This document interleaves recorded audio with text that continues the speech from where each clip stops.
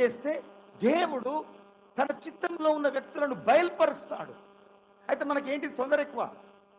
దేవుడు బయలుపరిచేదాకా మనం ఆగం, దేవుడు ఇచ్చేదాకా మనం ఆగం. లాక్కోవాలన్నీ మనం గుంజుకోవాలి.